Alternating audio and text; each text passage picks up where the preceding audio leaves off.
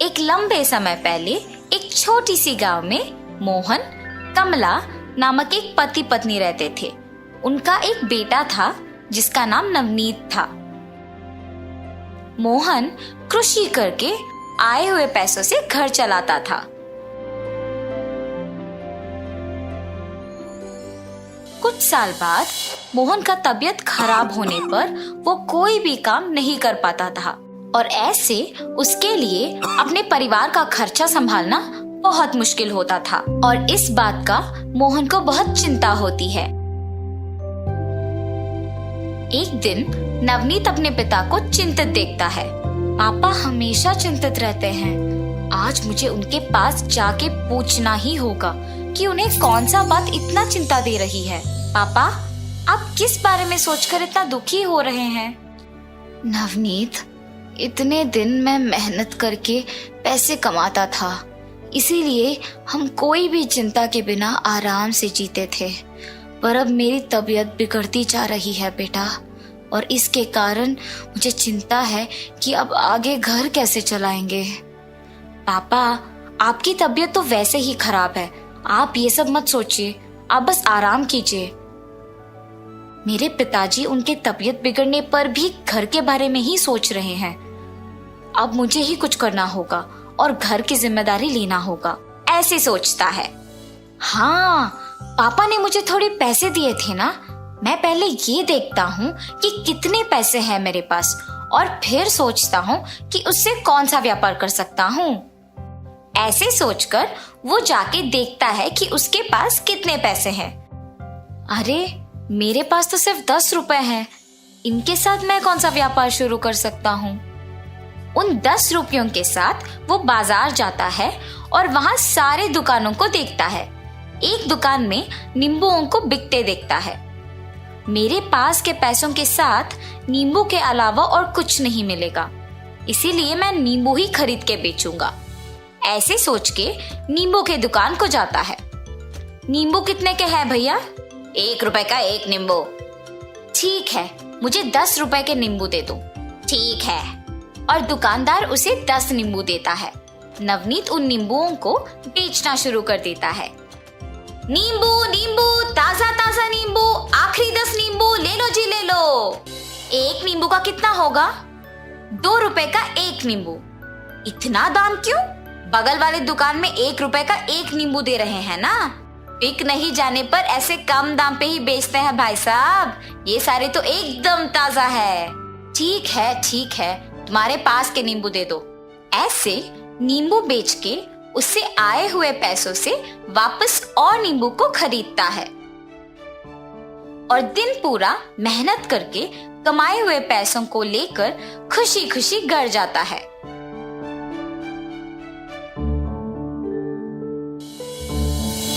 पापा, आप अब से घर की जिम्मेदारी का चिंता ना लें, और उन्हें सब कुछ कहता है।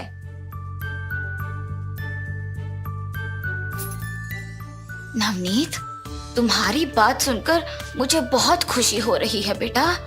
दृढ़ निश्चय से हम कुछ भी हासिल कर सकते हैं। ऐसे हर रोज नवनीत नींबुओं को खरीद के बेचता था। कुछ दिन बाद कम लोग उसके पास नींबू खरीदने लगे, जिसकी वजह से उसके पास नींबू बचने लगे और इसीलिए वो दुकानदार के पास कम नींबू खरीदता था ताकि बचे हुए नींबुओं के साथ उन्हें अगले दिन बेच सके। एक दिन ऐसे ही नींबू खरीदने जाता है। एक नींबू का गुच्छा दीजिए भाई साहब। व्यापार की शुरुआत में ज्यादा नींबू खरीदते थे, कुछ दिनों से कम हो गया है। दिन प्रतिदिन तुम्हारा नींबुओं का बिकना शायद कम होते जा रहा है ना। कम से कम कुछ दिनों तक चला पाओगे ना। नवनीत बिना कुछ बोले वहां से चला जाता है। उन्होंने ये पूछा कि क्या मैं कम से कम कुछ दिन व्यापार चला पाऊंगा। मुझे अब उन्हीं के पास से नींबू खरीद के उनके सामने ही व्यापार को आगे बढ़ाना होगा। और ऐसे सोचकर अपने नींबू बेचता है। उस दिन के नींबू बेचकर घर जाते वक्त रास्ते में देखता है कि एक दुकान में बहुत भीड़ है। पास जाके देखने पर पता चलता है कि वो एक जूस का दुकान है। अगर मैं भी इन नींबुओं का रस बना के कम दाम पे बेचूंगा तो मेरे ही पास सब लोग आएंगे खरीदने। उसकी सोच के अनुसार वो अगले दिन से खरीदे हुए नींबुओं में आधे नींबू को रस बनाकर और बाकी नींबुओं को ऐसे ही बेचने लगा। नींबू का सिर्फ 5 रुपए, ले लो भाई साहब ले लो, ऐसे जोर से चिल्लाता है। बहुत कम दाम पे नींबू का रस बेचने के कारण उसके पास बहुत लोग आकर पीते हैं और नींबू भी सारे उसके पास खत्म हो जाते थे। दुकानदार के पास ज्यादा नींबू को खरीदने लगा और उन सारों को बेच देता था और वैसे ही उसके व्यापार में भी अच्छा लाभ आने लगा। ऐसे उसने अपना खुद का दुकान शुरू किया और उसमें सहायकों को भी काम पे लगाया। एक दिन नींबू के दुकान को जाता है। आपकी दुकान में सारे नींबू खरीदना है मुझे। एक समय था जब तुमने मेरे पास सिर्फ 10 नींबू खरीद के व्यापार शुरू किया था। अब तो तुम्हारा खुद का एक दुकान है। वाह! आपको याद है आपने एक बार मुझसे पूछा अगर मैं कुछ और दिन इस व्यापार को चला पाऊंगा?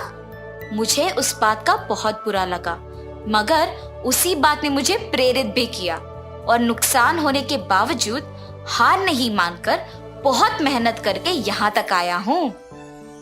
जब कुछ करने का दृढ़ निश्चय होता है तो कुछ भी कर पाओगे बेटा।